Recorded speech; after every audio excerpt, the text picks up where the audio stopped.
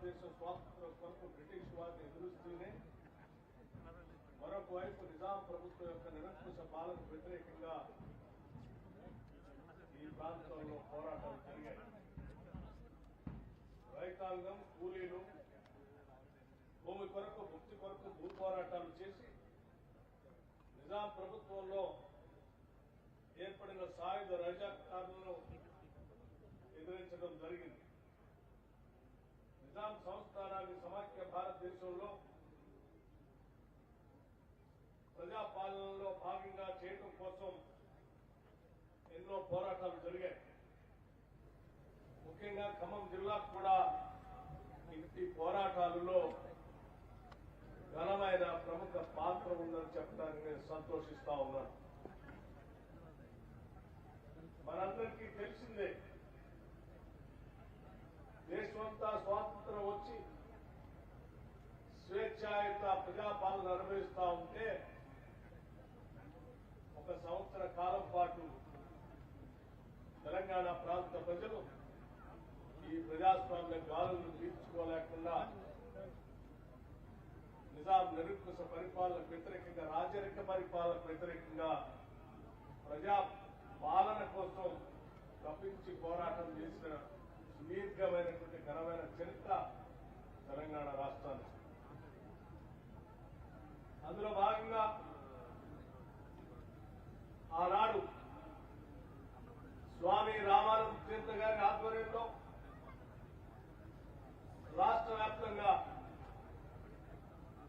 సర్దార్ జవలాపురం కేశవరావు గారు లాంటి మహనీయులు దాంట్లో భాగస్వాములై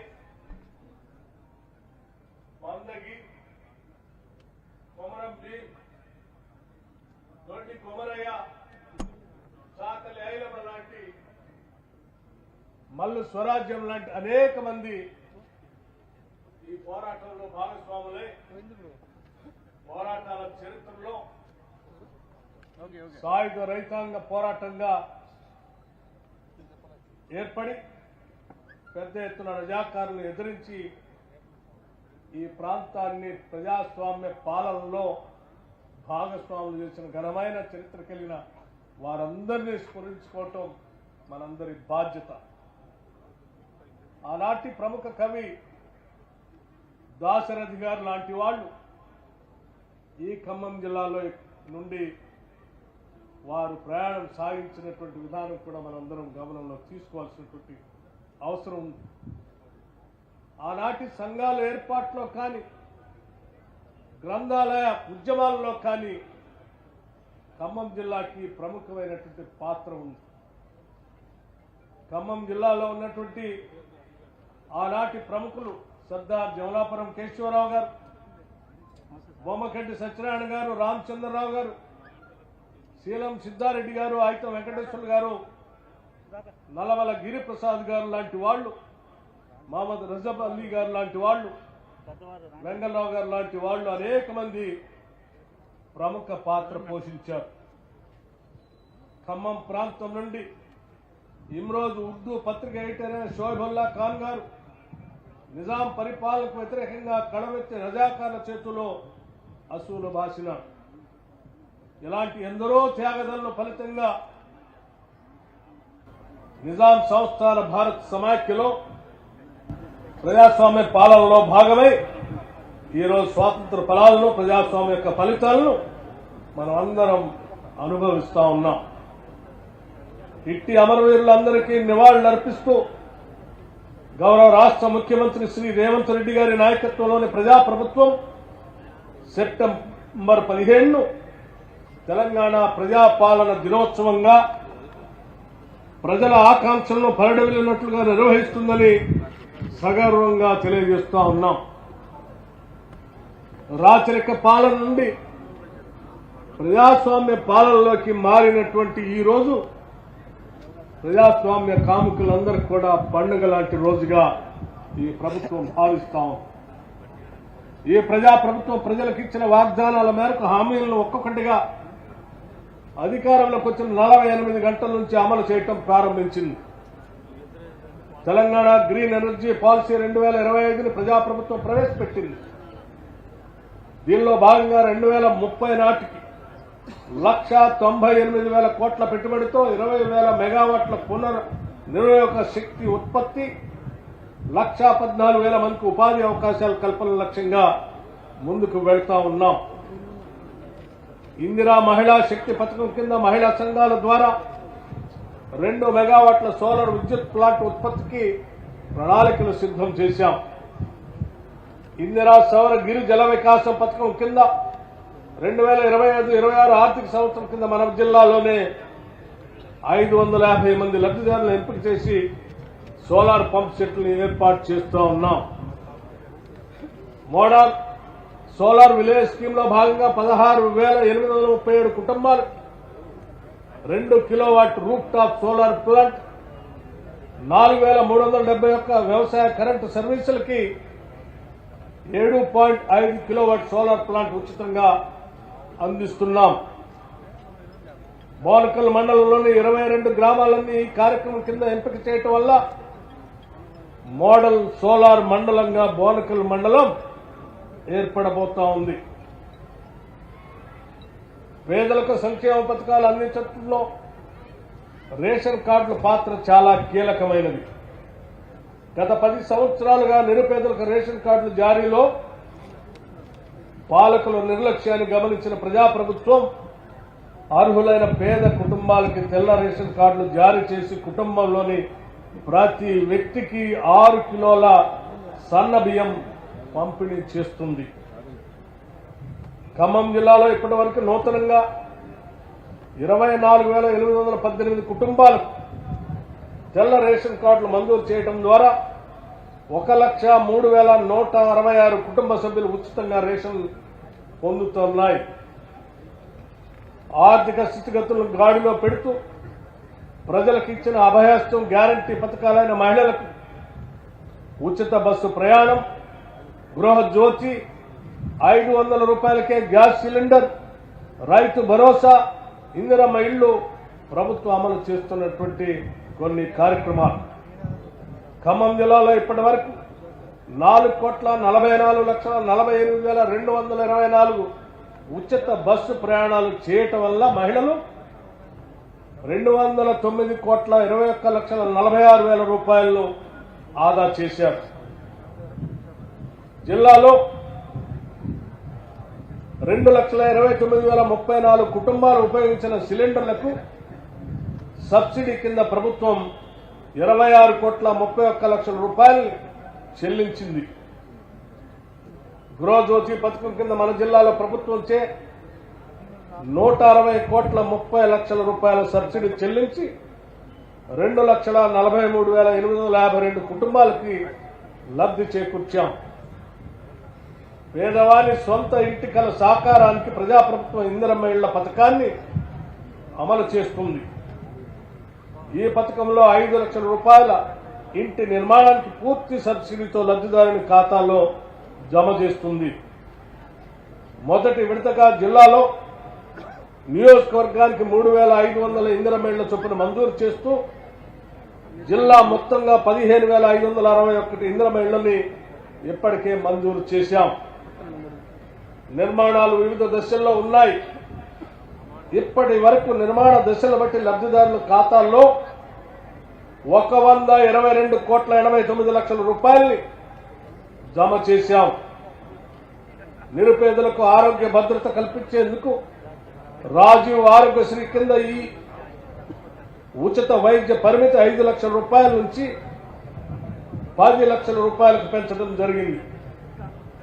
జిల్లాలో ఇప్పటి వరకు ఈ పథకం ద్వారా 10,876 మందికి వైద్య సేవలు అందించి 22,90,57,000 రూపాయలని ఖర్చు చేశాం.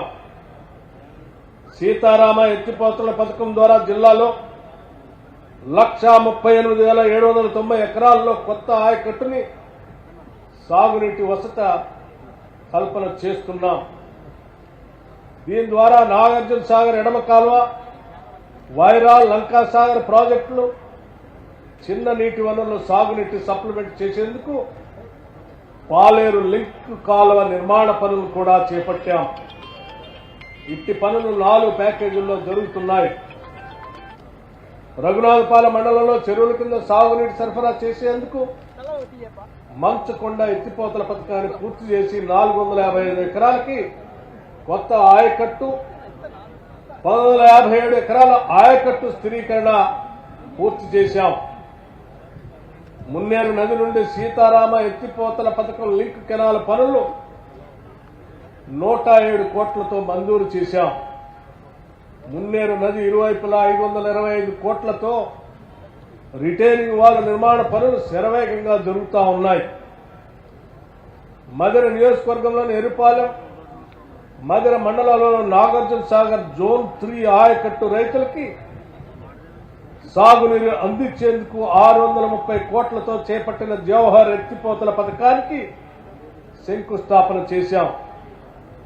ఈ పనులు పూర్తి చేసి 33,000 ఎకరాల ఆయకట్టుని స్థిరీకరిస్తాం.